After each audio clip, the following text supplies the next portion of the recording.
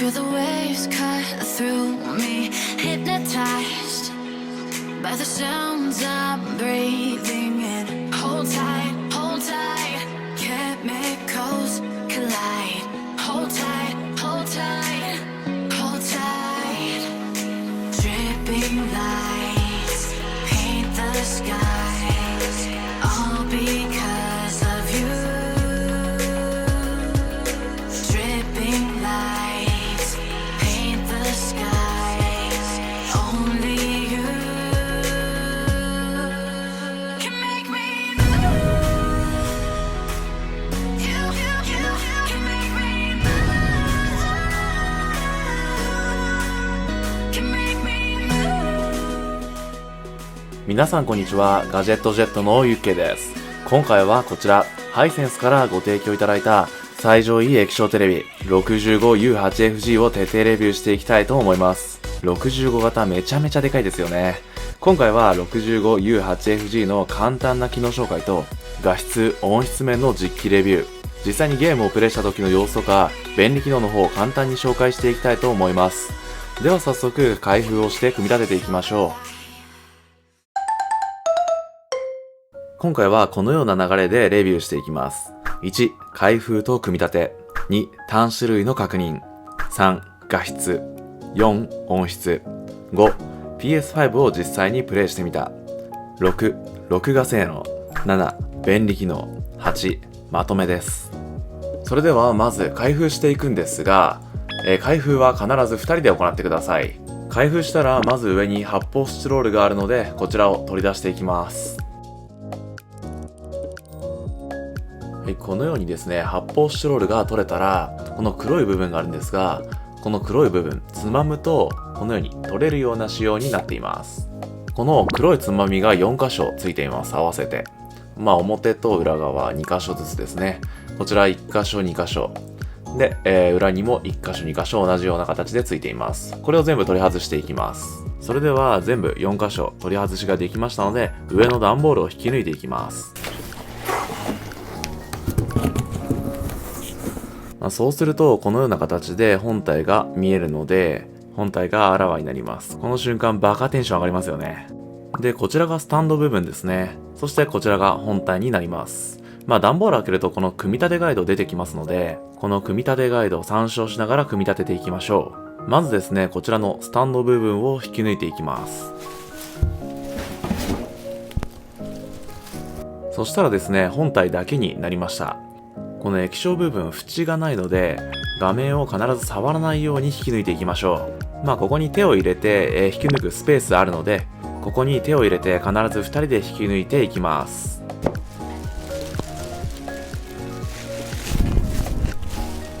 はい、こんな感じで、2人でちゃんと引き抜くことができれば、結構簡単に本体を取り出すことが可能になっています。今の状態が、こちら裏側部分ですね。こちら裏側部分とこちら液晶部分の表部分になります。スタンドは本体の後ろの部分に取り付けていくので、液晶部分をゆっくり2人で倒していきます。こんな感じですね。ゆっくり倒していく。この時ガーンとか言って液晶ぶっ壊れたら最悪なんで、ちゃんと慎重にゆっくり倒していきましょう。そしたらですね、こちらのビニール、もうちぎっちゃいましょう。すると、ようやく本体あらわになりました。テンション爆上がりです。ここにスピーカーついてます。楽しみですね。ではここで付属品の紹介をしていきたいと思います。テレビ本体とスタンドの支柱になる部分ですね。そして、取扱説明書とリモコン、そしてケーブル類、そしてネジですね。そしてこちらスタンドの本体部分が入っていますね。それではスタンドを組み立てていきましょう。イメージ的にはですね、こんな感じです。こんな感じで組み立つとイメージしていただければと思います。まずはスタンドの支柱とスタンドの本体部分の組み立てをしていきます。それでは実際にこのスタンド本体とこの支柱を取り付けていくんですが、取り付けはめちゃくちゃ簡単で、取り付ける向きだけ気をつけてください。この向きですね。僕一度ちなみに間違えました。で、使用するネジがこちらの M5 の 16mm ですね。こちらを使用してネジを取り付けていきます。ネジなくさないようにだけ気をつけていきましょう。僕ネジなくしがちなんで気をつけながら取り付けていきたいと思います。こちらですね、ネジ4箇所あるので、すべてのネジ穴に、こちら4箇所ですね、ネジ止めしていきます。はい。ではですね、このように設置が完了しました。続いて本体とスタンドを設置していくんですが、本体、最初からこのようにカバーがついてます。このカバー外していくんですが、ここに爪を引っ掛けて、向こう側に外すような感覚で引っ張っていきます。こんな感じで簡単に外れますので、ここの4箇所とこちらの4箇所をネジで取り付けていく形になります。このスタンド部分、上の部分に爪があるので、この爪を本体にガッチャンとこんな感じで引っ掛けるような感じで設置してください。続いて使用するネジがこちらの M5 の 12mm ですね。こちらも4本です。またネジ紛失しないように気をつけながら作業しましょう。ネジはこの4箇所ですね。四方の4箇所をネジ止めしてください。そしたらこのようにネジ止めが完了しました。そしたらこちらを実際に設置していきます。そしたらですね、このように、設置完了しましたので、レビュー編に移ります。レビュー編お楽しみに。それではですね、まず、端子類の説明をしていきます。上から BS-CS のアンテナ部分、そして USB のポートが2つついていますね。こちらとこちら。そして ARC に対応した HDMI のポートが1つついていて、普通の HDMI のポートがこちらとこちらに2つついていますね。そしてこちらに音声入力の端子とビデオ入力の端子がついています。外付けの HDD なんかを使うときにこの USB 端子使う感じですかね。続いて背面です。背面にも HDMI 端子が1つ、そして光デジタル音声入力端子が1つ、そして LAN 端子が1つついています。そして左側面にはこちら電源ポートがついています。背面全体はこのような感じになっていて、非常にシンプルな作りなんですが、中央のこちらのウーファー部分ですね。こちらがかなり目立つ印象なのでめちゃくちゃ楽しみです。続いてはリモコンの説明をしていきます。リモコンかなりシンプルですね。そして非常に軽いですね。で、こちらに電源ボタン。そして、いつも通りのチャンネルのボタンですね。地デジ BS-CS のボタン。そして、点キーがついています。で、ハイセンスのリモコンの特徴の一つなんですが、2画面ボタンがあります。こちら2画面表示できるのが大きな特徴の一つですね。こちらはまた後で詳しく見ていきましょう。そしてVOD も豊富に揃っていますね。Netflix、YouTube、そして Amazon プライムビデオ、Hulu、ABEMA TV、Unext。ワンタップで指定した VOD に飛べるのは非常に嬉しいです。そしてこちらのリモコンなんですが、Bluetooth じゃなくて赤外線になっています。ハイエンドモデルなんでちょっとここは Bluetooth にしてほしかったなといったところですかね。そしてこのリモコン音声検索には対応していません。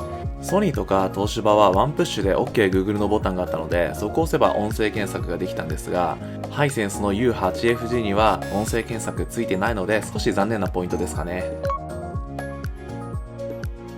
今これは地デジの映像を映しているんですが、こちらの U8FG は東芝映像ソリューションズと共同開発して作った映像エンジン Neo エンジンプラス2021を搭載しています。そのためあらゆる高画質化機能に対応しているんですね。2年ぐらい前に家電量販店でハイセンスのテレビを見た時には、ぶっちゃけ地デジの映像ちょっと荒くて、とっても見れたもんじゃないなって個人的には思ってたんですが、今回そのイメージがガラッと変わりましたね。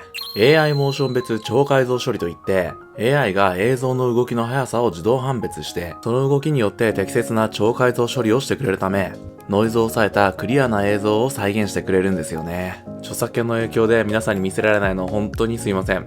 めちゃくちゃ残念です。地デジに関してはソニーとか東芝と比較しても遜色ないので、実際に家電量販店で見てみてください。続いてはですね、ネット動画の方再生していこうと思うんですが、今回はハイセンスジャパンの公式 YouTube チャンネルで定期的に配信されているキュンとする家電っていうショートドラマを再生してみましょう。こちら 4K 対応していて結構面白いんで皆さんも見てみてください。それでは再生してみましょう。実際再生してみるとこんな感じなんですが、やはり 4K というだけあって、かなり細かな部分忠実に再現されているの分かりますかね。こういったドラマだと特によくわかるんですが、こういった肌の当たり方、かなり綺麗に映し出してくれます。こういった肌に光が当たって白飛びしてしまった部分の色調をきめ細やかに描き出してくれる美肌リアリティという高画質化機能が生きていますね。この大画面でこの高画質を体感できるので没入感が非常にありますね。ただですね、最近ではウルトラ HD ブルーレイなんかだとドルビービジョン IQ などの次世代の HDR が採用されていますが、 U8FG では HDR10 や HLG などの HDR 信号規格にしか対応していないので、フラグシップモデルとしては少しいまいちかなとも思っちゃいましたね。続いては音質の検証に移っていきたいと思います。こちらハイセンスの U8FG にはツイーターが2つ、フルレンジスピーカーが4つ、ウーファーが1つの合わせて7つのスピーカーが搭載されています。そして気になる最大音声出力なんですが、最大 40W になっています。これ他のテレビと比べてもワット数は高いです。ワット数だけでは音質は判断できかねますので、今回実際に YouTube のフリー音源を使って音質検証していきましょう。また BOSE のサウンドバーと比較していきます。今回結構、いいマイク使っているので参考になるかと思います。それでは聞いてみましょう。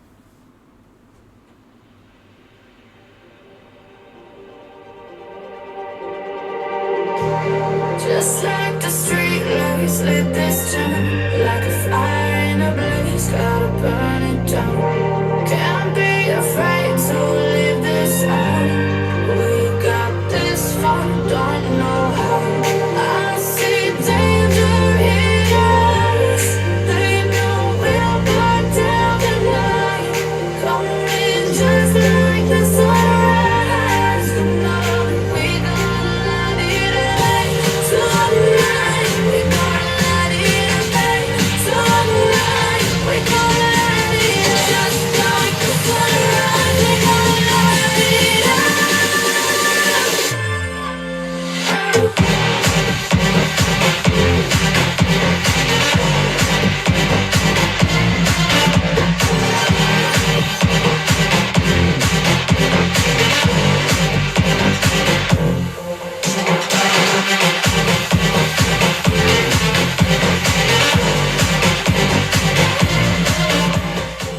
続いては全く同じ音楽を BOSE のサウンドバーを使って再生していきたいと思います。途中テレビの音と切り替えたりもしますので比較してみてください。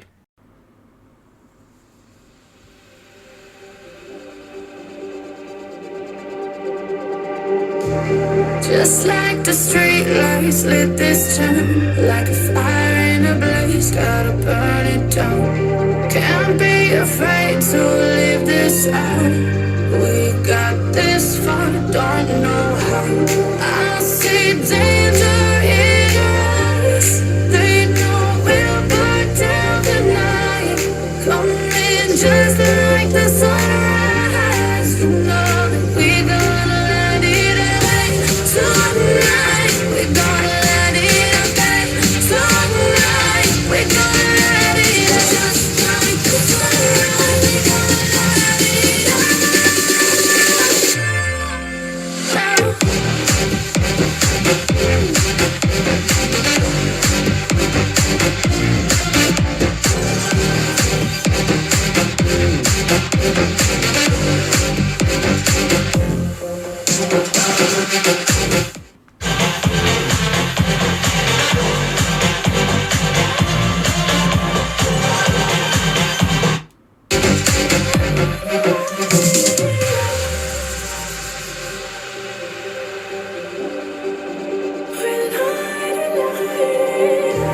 Just like a spark that's breaking out. はい、それでは皆さんいかがでしたでしょうか。そもそもテレビのスピーカーとサウンドバーを比較すること自体おかしいんですが、ハイセンスのテレビもかなり優秀に感じました。本格的なサウンドを楽しみたい方は別でサウンドバーをつけるのもありかもしれません。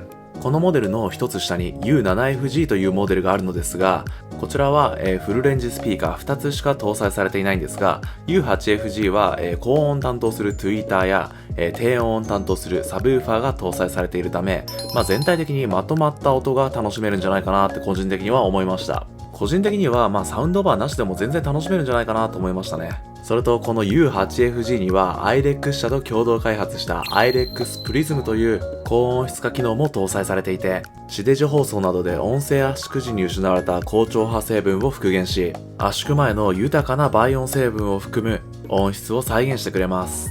ちなみに東芝のハイエンドモデルでも搭載されています。続いてはですね、PlayStation 5でフォートナイトをプレイしていきましょう。こちらの U8FG にはゲームモードプラスというゲーム機能にも対応しており、低遅延を実現しながら超改造処理によって 4K 画質相当にアップコンバートしてくれます。入力遅延は最小で約 0.83 秒ですので、こういった FPS のゲームには本当にもってこいのテレビですよね。ただ HDMI2.1 に対応していないため、PlayStation 5なんかの次世代ゲーム機で 4K120fps でゲームをしたいっていう人には少し向いていないかもしれません。こういったコントラストのはっきりする場面では映像にかなりメリハリが出て奥行き感が増すの分かりますかね。これはローカルディミングプラスという映像全体をブロックに分けてコントロールすることで、明るいシーンのエリアのみ LED を点灯させ、暗いシーンのエリアは LED を滅灯させることができるので、この映像美なんですよね。この U8FG なんですが、見て録機能が搭載されています。このリモコンの赤いボタンワンタップしていただくと、すぐに録画をすることが可能になっています。この見て録機能結構廃止されてしまったメーカーもあるので、個人的にはワンタップで録画を開始することができるので非常に嬉しい機能ですね。もちろん番組表からも録画をすることが可能になっていて、このように録画したい番組を選択すると、このように、視聴予約、録画予約、連ドラ予約なんかをすることが可能になっています。以前の東芝のレビュー動画を見てくれた方はわかると思うんですが、かなり東芝の番組表に似てますよね。結構このあたり。そして視聴予約とか録画予約とかもかなり似てると思います。やはり東芝を傘下に収めてるってこともあって、東芝から乗り換えた人もかなりスムーズに使えるんじゃないかなって個人的に思いますね。そしてですね、録画リストを開くとこんな感じになっていて、このように細かく分類別されています。未視聴だったり、曜日別、そしてジャンル別、そしてマイフォルダー別とリストを細かく区別してくれる部分、かなり好印象でした。こちらのマイフォルダー別っていうのは、お父さんやお母さんや自分といった家族それぞれのフォルダーに分けてくれる機能で、録画の際に誰のフォルダーに分類して録画をするかっていうのを指定することが可能になっています。それと、チャプター機能もかなりしっかりしていて、オープニングや CM なんかのシーンの切り替わりを自動で判別してくれますので、CM スキップもかなり簡単にできます。外付けハードディスクでもかなりここまでしっかりチャプター分割してくれるのはかなり嬉しいですよね。また 4K 放送以外は2番組同時録画が可能になっています。4K 放送についてはチューナーが1つのみとなっていますので、録画か視聴のどちらか1つしかできないっていうのが少し残念でした。この U8FG の特徴として2画面の表示が可能になっています。でこのようにリモコンの2画面のボタンを押すと、地デジのそれぞれ違ったチャンネルが左右2画面に分かれて出てきます。これ結構前のテレビではできてたものが多いんですが、だんだん廃止されてきてるんですよね。ただこの機能結構求めてる人が意外に多くて、そういう人は結構この機能嬉しいんじゃないかなと思います。それとですね、このテレビ首振りができるんです。細かい部分ではあるんですが、テレビの後ろ側って結構掃除しづらいじゃないですか。こういう感じで結構楽に掃除もできるし、ちょっとこっち向いてほしいんだよなっていう時たまにあるじゃないですか。そういう点においても細かい部分ではあるんですが非常に便利です。あとですね、U8FG のパネルになるんですが、視野角が広いと言われている ADS パネル使用しています。このように斜めから見た際もかなり鮮明に見えます。こんな感じですね。家族で見る方や大人数で見ることが多い方は結構おすすめです。はい、皆さんいかがでしたでしょうか。総合的に見ると、このハイセンスの U8FG、国内メーカーに負けず劣らずで本当にいいテレビだなって思いました。画質音質ももちろんそうなんですが、しっかり VOD に対応していたり、視野角の広い ADS パネル対応していたり、結構細かい部分こだわってる感じがしました。ハイセンスの2022年モデルが発表されて、この U8FG もかなり値段が下がってきているので、結構今買い時なんじゃないかなって思います。2022年モデル気になる方はこちらの動画もぜひご覧ください。おそらく2022年モデルのテレビもレビューさせていただけると信じているので、皆さん今のうちにチャンネル登録よろしくお願いします。少しでもわかりやすいなって思ったら高評価よろしくお願いします。それでは最後までご視聴いただきありがとうございました。ガジェットジェットのゆうけいでした。